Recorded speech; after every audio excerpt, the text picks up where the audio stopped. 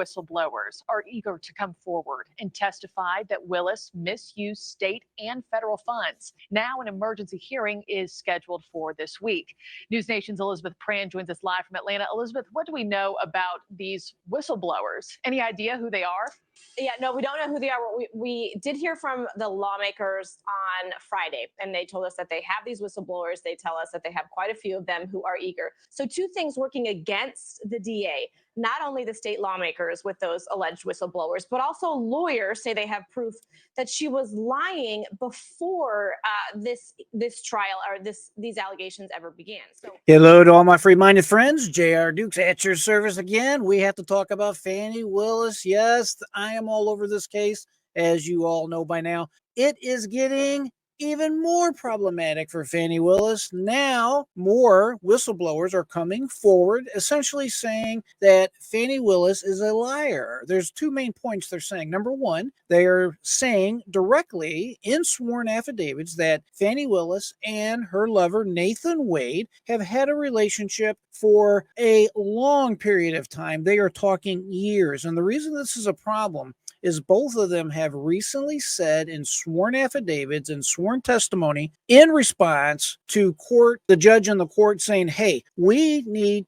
this information to know whether or not you two have been acting inappropriately and potentially illegally. The other thing that's going on here is that a former employee came to Fani Willis, and this is recorded. We're going to hear this in just a second. And essentially, the employee said, hey, this guy is misappropriating federal money, a federal grant that was given to Fani Willis's administration, specifically the Fulton County District Attorney's Office. They were misusing this money, and that in itself is a serious crime, and it's a federal crime. As it turns out, guess what? This individual that came forward, this whistleblower, if you will, ended up being fired by Fani Willis approximately 30 days to a month into this scandal, if you will, as far as, in other words, day one, she reported it, and by day 30, she was fired. We don't know for sure if she was fired as a result of this report she made to Fani Willis. However, you have to be straight up and honest about it.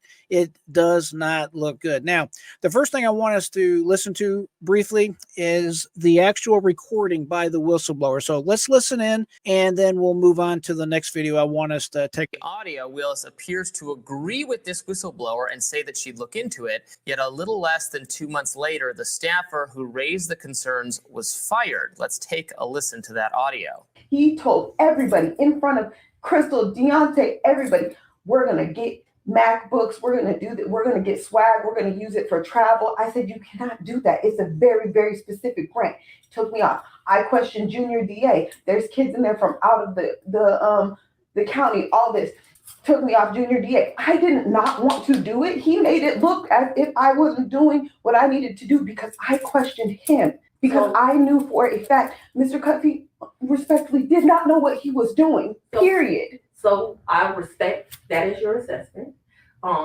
It was clear to me that you and Mr. Cuffey were not getting along. And I'm not saying that your assessment is wrong. I want you to really listen to the words I'm saying. Cuffey, and this is my personal opinion, to one woman to another, is dangerous to your administration. yeah, so All right.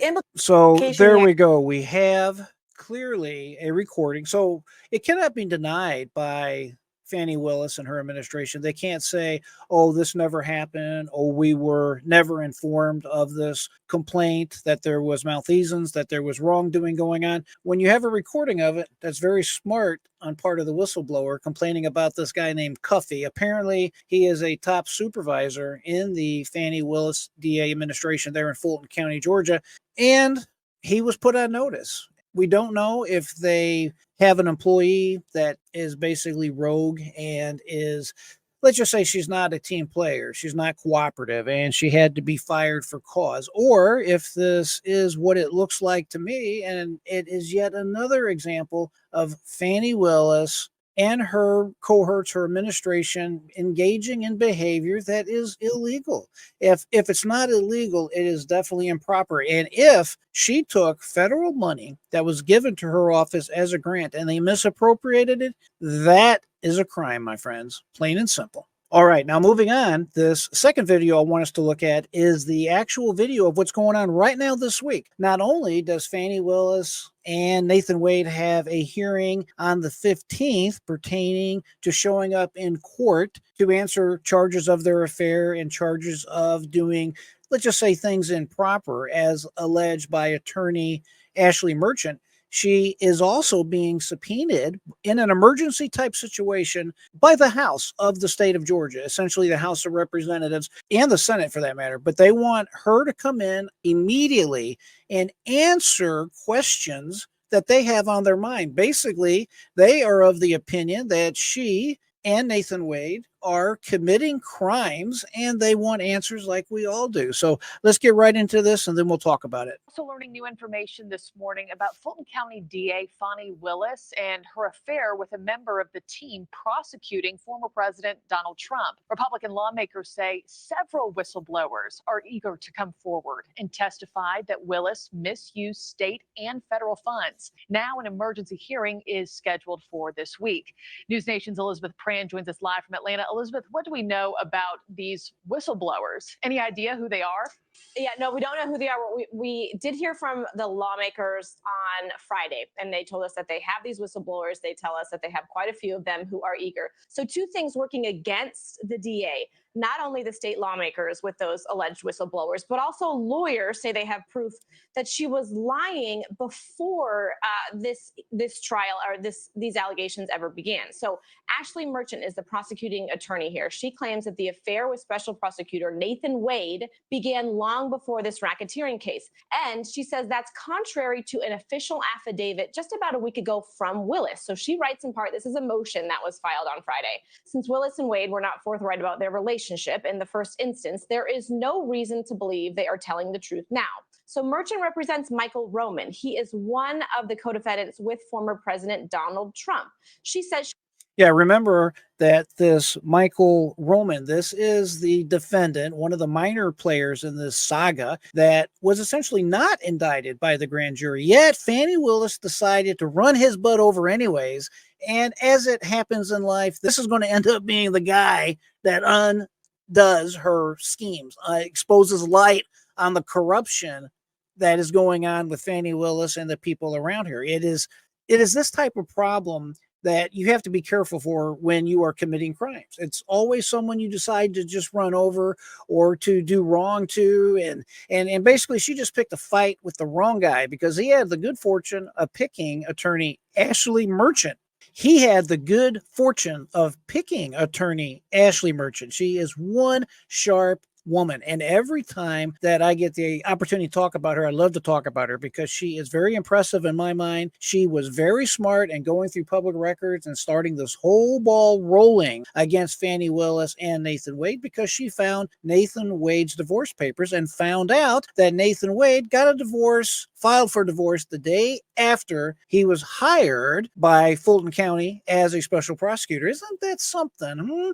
It's always someone that you run over that is, let's just say, a small player, and they end up being the reason you get exposed. It's just that simple. And I love this defendant and I love Ashley Merchant. And I definitely hope I get the opportunity to do an interview with her one day. Ashley, if you're listening, pick up the phone, give me a call, drop me an email. I would definitely love to talk with you, but let's get right back to it. She has a paper trail to prove it. She says she has plane tickets. She has bank statements. She says she has documents that claims Wade has billed Willis at least $728,000 in legal fees so far. The DA's office is obviously trying to dismiss the evidentiary hearing that you mentioned. That's scheduled for this Thursday.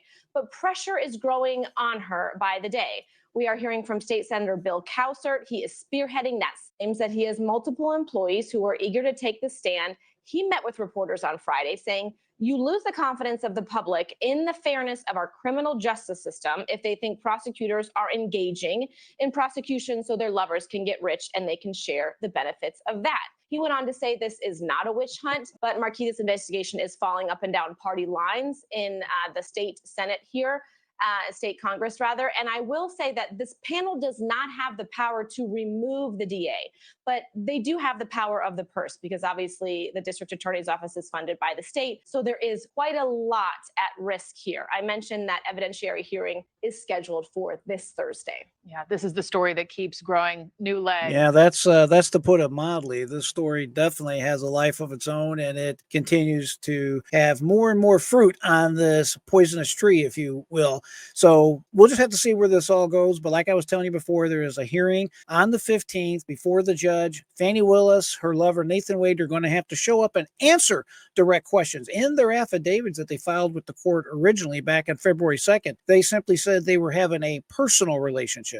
This kind of reminds me of the Bill Clinton situation. What does is mean, or something that effect, pertaining to the Monica Lewinsky situation from a long time ago? This is kind of the same game it looks like they're playing in my eyes. They had a personal relationship. What does that mean? As adults, we know what that means, but they have some wiggle room on this. And I can assure you of this. Fani Willis has made it very clear. She's filed a response that says as much. She does not want to testify. She wants to have this motion squashed. I do not see that happening. She's going to have to get on the stand, take a sworn statement saying that she will not commit perjury. And I believe there's a high likelihood they have already committed perjury with what they have already done. If she gets up there and they continue down this road, it's only going to become a nastier situation and expose both of them to criminal liability. What she should do, if she had any common sense, would simply be to recuse herself and recuse Nathan Wade, her entire office, from this case, and let someone else handle it. The problem is, as she knows, there's no one else that wants this case. There's no other DA's office that wants to put their reputation on the line. No district attorney wants to prosecute this case against Donald Trump. They know this case is a dead loser. They know that there is no reason to go forward with the prosecution. They don't want to get their hands anywhere near this particular case. They realize this case for what it is. It is nothing but an election interference case disguised as a so-called RICO case. And that's just the way it is. Let's hope, as I predict, this case is over. This case is done. It's just a matter of time. But stay tuned so we both can find out together. Always remember, my friends, keep that mind free. Never give up. And until next time, I am J.R. Dukes.